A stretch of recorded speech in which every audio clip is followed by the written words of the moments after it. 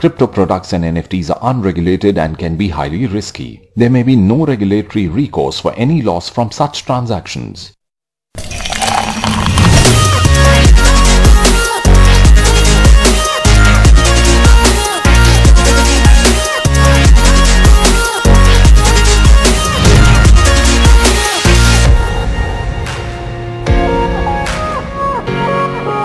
Bitcoin crashed 68% from its peak, and other cryptocurrencies are also in red.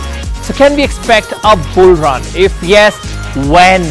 And do you have that answer? Do all these experts have that answer? We'll try to find out as we discuss when can we expect bull run. But before that, we'll give you big stories of the week. As per Afghanistan's independent local media outlet Ariana News, the police force shut down 16 cryptocurrency exchanges in the country's western Herat province over the past week. They reported that Afghanistan's central bank stated in a letter that digital currency trading has caused lots of problems and is scamming people, therefore they should be closed. Moving on to the next story, crypto lender Celsius Network that went bankrupt last month sued a former investment manager, accusing him of losing or stealing tens of millions of dollars in assets before the bankruptcy. In a complaint filed in Manhattan Bankruptcy Court, Celsius accused Jason of stealing the money and also of several other charges that they filed in the bankruptcy court. And they actually sued his company KeyFi as well. Moving on to the third big story of the week, blockchain research firm Elliptic reported the thieves stole over $100 million worth of non-fungible tokens in the year to July. Security compromises via social media have surged, accounting for 23% of NFT theft in 2022. It said, as per the report, thieves received an average $300,000 per scam. Moving on to the next story, Crypto Carbon Ratings Institute, that CCRI, in a report said that low power requirements of the Tron network makes it one of the most environmentally friendly blockchains. CCRI is a research group focused on lowering carbon emissions for crypto projects. Tron's delegated proof of stake consensus mechanism contributed to its reduced carbon footprint as compared to other mechanisms such as Bitcoin's proof of work, the report said. Moving on to the next story, sports company Nike achieved over $185 million in revenue from the sale of NFTs as per the list provided by Dune Analytics.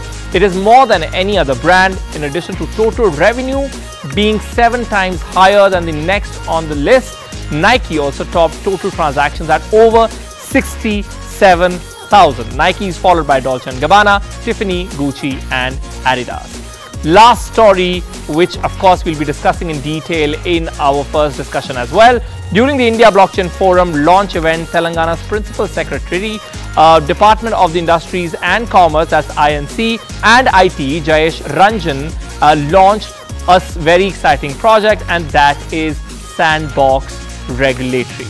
Now, what that is, what does it entail? We'll discuss all of that, and it actually helps and promote Web 3.0 startups, innovation, technology and ecosystem in the state. But before that, what exactly is Sandbox? We'll try to understand on our coffee wall.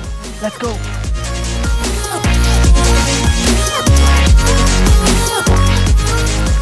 Sandbox. What is a sandbox? What does it do? And what are the advantages and limitations it has? Let's understand. First, what is sandbox? The term comes from software testing world. It refers to an isolated testing environment where users can run programs or open files without affecting the app, platform or system on which they run. It allows for live testing of new products or services in a controlled environment. It also helps regulators to understand its ecosystem better. So this is Sandbox. But now, how does it operate? How does it work? Well, an actual device is emulated. Emulation of the target operating system is also done, and then a virtualized environment is created.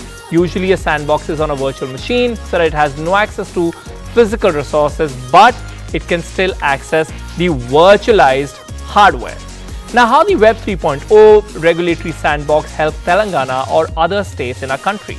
The Telangana state is exploring the use cases of blockchain technology in areas like chit funds, real estate, and others. The blockchain technology can be used to tokenize an asset like real estate and enable people from varying parts of the country to invest in a plot or property, and with fractional investing concept at play. So how you can buy 0.00001 Bitcoin, you can also buy fraction of a property that you wish to purchase. Then heritage tokens or city coins can be built for investors to monetize it. Now there are some limitations and advantages here as well. We'll begin with the advantages. Operating within the sandbox, the regulators, for example RBI in this case, can obtain first-hand empirical evidence on the benefits and risks of emerging technologies and their implications. I mean, when we talk about regulators, I mean, there are several different parties here, and then this can be state government or RBI. Innovators and fintech companies can improve their understanding of regulations that govern their offerings and shape their products accordingly. Additionally, if any issues arise during the sandbox time, companies can make necessary changes before they release the product to the general public. And now there are few limitations. I don't want to call these disadvantages. These are few limitations. The innovators may lose some flexibility and time in going through this entire process, which is regulatory sandbox process. And then case by case tailorized authorization and regulatory relaxation can involve time and some judgments on the way. Further, successful experiment still requires regulatory approvals to be permitted for wider application. And now we will open this to discussion with our guest. We have for now Manish Kumar. He's co-founder of RealX digital platform that enables everyone to buy, sell and gain from fractional ownership in properties. First of all, it's quite an interesting setup that you have, Mr. Manish. We want to begin by asking you about Sandbox and, you know, how is it operated? Of course, we explained it briefly in our explainer, but how is it actually operated or being operated in the case that we are talking about? Yeah, thank you very much for having me.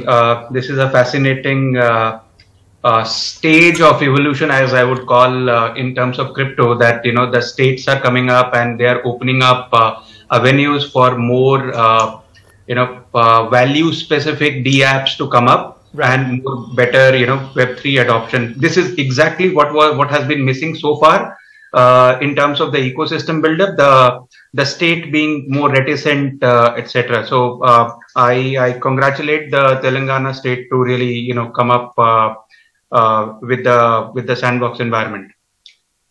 Now back to the question, sandbox essentially is a set of regulatory framework that allows newer companies to come up with their products and solutions and launch it within some parameters which the regulator or whomsoever is the appropriate authority that created the sandbox has allowed for. Sure. So for example, if I'm a startup, I may want to be my company is in fractional ownership of real estate. So I may want to go to the in this case Telangana state, ask them for setting up, allowing me to legitimately issue these things. The state may ask me 20 questions about how are you doing, what are you doing. They may validate their own self, and they may come back and ask for the 5 or 7 things that they would need before they allow us in a limited framework. The limited framework, the kind of limitations that generally come up for sandbox companies are you will only be able to allow to sell to a certain number of customers. Okay. So that the whole testing phase, as they call it, it's also regulatory testing, is limited to a certain scale. We have another guest joining us here, Dileep Senberg as well, founder and CEO of Muffin Pay. And very warm welcome, Dileep. We're discussing Sandbox, and you're also a member of India Blockchain Forum. And of course, this forum, while this was being launched, Telangana government made this announcement. Now, what kind of cooperation we can expect, from central government and agencies like RBI when initiatives like these start? First of all, Arun, thank you for having me here on your show. So I would like to explain a bit about Sandbox and how it really works, and how the government agencies like RBI or even central government agencies can help building the Sandbox and the future products around this. So I think first of all we need to understand that RBI is quite quite pro in the fintech space. They are experimenting the Sandbox, the similar kind of solution for the fintech space. And right now, a few weeks back, they have given the permission to one of the company for doing the remittance by using the blockchain technology. So I think on the similar note, the RBI is quite pro in the blockchain space, but yes, they are not okay with the crypto thing, where the assets are governed by the cryptos. But blockchain, yes, they are quite pro in that space. It will give a good opportunity for the entrepreneurs as well as the entire ecosystem to build the new product line. Okay. Especially, I think, as he mentioned about the real estate, or probably in the sector of art, basically. So I think I can give you the good use case about the art, basically. So India has got a rich artisans basically across the India, like even the small cities, villages. So I think we can take those art global by creating the NFTs. So I think that is going to be some significant part here. Okay, we have with us Pankaj Diwan as well, co-founder India Blockchain Forum. A very warm welcome. Mr. Diwan, do you think this move will encourage other states to come up with similar kind of regulatory sandbox? Yeah, absolutely. And I think it is less to do with competition between states, but more to do with collaboration. Because as you understand, that everyone is kind of trying to find these answers. At one level, you have so much of potential in terms of the value that these concepts can unlock. At the other side, you have so much of mistrust with the whole discussion around crypto. So what is needed is, I think, a nuanced discussion. And when Mr. Jayesh Ranjan, the Principal Secretary IT, Telangana government, announced this, he also actually made it very explicit that it is not going to be a sandbox in silo, but they are going to work with RBI. They are also going to work with other regulatory bodies so that all the stakeholders can come on one platform. So I'm sure the other states will also kind of take a precedence from this and try to add some value in some form or the other as we go further. Mr. Diwan, since we have you on the panel, I would like to, I would like you to introduce us to India Blockchain Forum as well. What is it? What is it going to do? And then we'll come back to Sandbox, of course. Sure. Thank you for this opportunity. I think it started as an informal group of some of the key influence of blockchain, and the deliberations have been going on in terms of various concepts. The group is very rich in terms of the members, people from policy background, people from large services companies, technology companies, evangelists, community champions. So it's kind of a confluence of all kinds of segments of the ecosystem who participate in that. So at this point of time, then we realized that we should probably give it a formal structure. And that is where last Sunday at T-Hub, which is now world's largest innovation campus, India Blockchain Forum was formally launched. So that's a brief about India Blockchain Framework. And the idea is to create a collaborative framework so that a lot of issues that you are now asking in this show also can be addressed. And build, utilize this opportunity to build India as a powerhouse in blockchain Web 3.0. Okay, coming back to Sandbox, since this regulatory sandbox was announced by Telangana government, Manish, the question is for you. Do you think this is effective in preventing the brain drain as well, which we've been seeing in the past few months? Yeah, that's a very loaded question here. So the sandbox is only one step in the way to enabling these things. So brain drain essentially is a pretty larger concept. It depends on how is your economy doing and how are job seekers also being rewarded.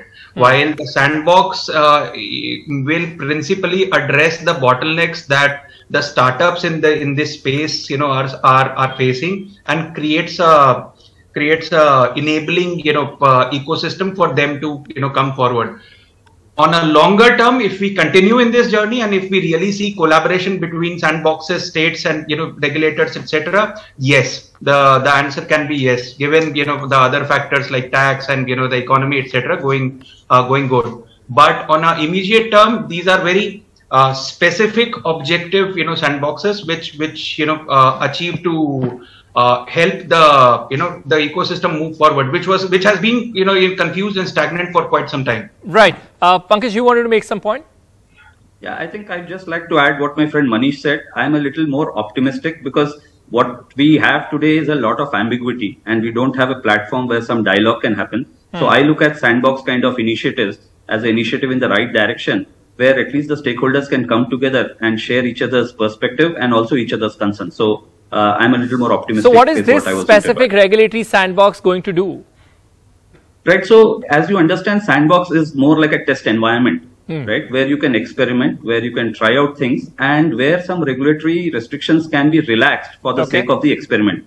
So from that point of view, it's kind of a place where startups can experiment with their solutions, and regulators will have a chance to see it upfront, and then in the process, frameworks and best practices will evolve. So instead of just talking in the air, this is kind of a place where you can see things, have things, build things, and showcase things, build proof of concepts. Okay, gentlemen, that's all the time that we had on this segment. Thank you so very much. Now we move on to our next, which is called MCQ. That's My Crypto Queries, where we take your queries to our expert. We have with us Rohas Nagpal, Chief Blockchain Architect, Hi-Fi Blockchain. Rohas, very warm welcome. We have 2 quick queries, and then, of course, we'll have a detailed conversation after the break. We'll begin with Mrityunjay's. He's asking who controls the rise and decline of the prices. To be more specific, he had written in Hindi, ये plus minus कैसे हो रहा है, कभी price बढ़ रहा है, कभी कम हो रहा है, तो crypto में ये कैसे हो रहा है? Sure, that's a very interesting question. So there are 4 kinds of people who actually influence the pricing. One is what we call as the whales. These are the very large holders. So usually the definition is if you own 1% or more of a crypto, you can be considered a whale. Second is the traders. These are people who are constantly studying the graphs, and on a daily basis or multiple times in a day, they are buying, selling, short selling. That's the second category. Third are people who we call as hodlers, where they buy the cryptos and then they hold on for dear life, which means they will hold on for a long period of time. And then fourth is the financial institutions and hedge funds who are also buying and selling in huge quantities. So it is the mixture of all 4 of these which results in the volatility and the movements. Bharat has asked a very specific question, and I doubt if that is relevant to Bharat. He's asking how to make purchases using crypto. Sure. So actually there are millions of e-commerce sites around the world today, and in fact some of the big brands globally have also now started to accept crypto payments. And these are usually, they will accept either stable coins or then certain cryptos like Bitcoin, Litecoin, and even Dogecoin is picking up. So for example, if you go to the Dogecoin official website, you will see a list of hundreds of sites which are accepting it for payment.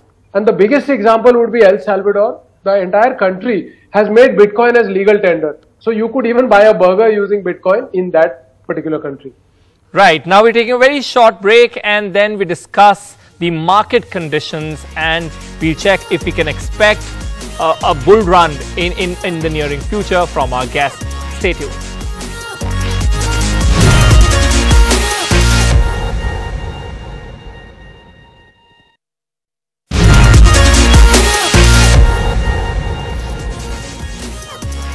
Cryptocurrencies are falling sharply, and when it comes to Bitcoin, that has seen 68% of fall from its peak. Bitcoin fell as much as 7.7% at 21,404 over a few minutes during the European morning. That's for today, but otherwise from its peak, it has crashed 68%. It recovered slightly to trade around 21,528. That's down 8.05% on the day. And on the other hand, even Ethereum has also dropped 2.77% in the last 24 hours. As per CoinMarketCap, Bitcoin dropped 1.33% in the last 24 hours, and USD coin is still better at 0.02%. So when can we expect a bull run is what we'll discuss with our guest, Ajit Khurana, founder of Flexical, Rohas Nagpal, Chief Blockchain Architect, Hybrid Finance Blockchain. A very warm welcome to both of you. One simple question, Mr. Khurana, when can we expect a bull run? Well, if I knew that, I would be busy on my trading terminal and not talking to you right now, minting money or at least digital money. Having said that, I don't want to give you a completely unhelpful answer. Instead of trying to forecast and be an astrologer, I'll tell you what I am doing, because I'm also a participant in the market.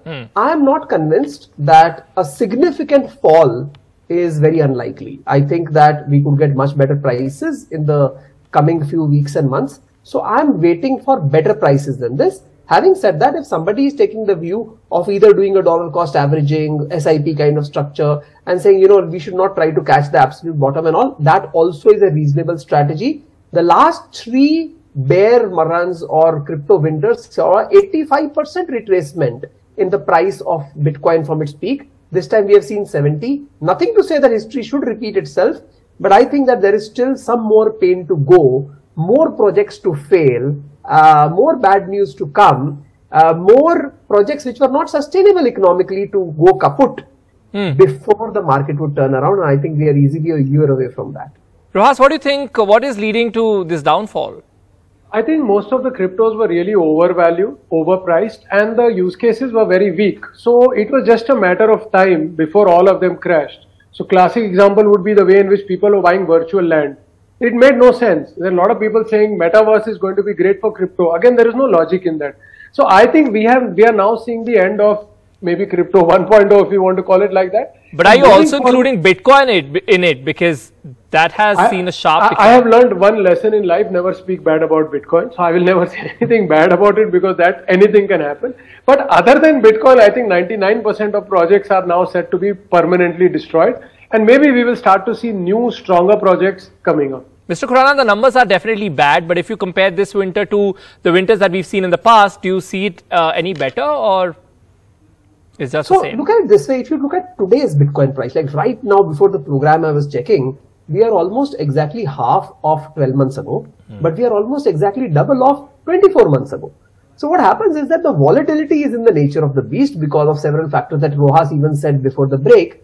But I personally find that the reason to get into a bear market has been different. Along with the macroeconomic factors which definitely influence things, I think that what happened this time is that not just were several use cases weak, the ones which had strong use cases also were completely commodity and undifferentiated and had no reason to exist. So we are looking for the next wave to come with stronger use cases, stronger adoption, and leading to stronger prices. Rohas, last 10 seconds, what is that one quick tip you would like to give to the investors? I would say look at pre-listed projects with solid use cases. That would be my quick advice. Okay, thank you so very much, both of you, for joining us for this conversation. And with that, we've come to an end of this show. I'll see you on next Friday at 6:30 p.m. I'm Arun Singh. It's goodbye from my side.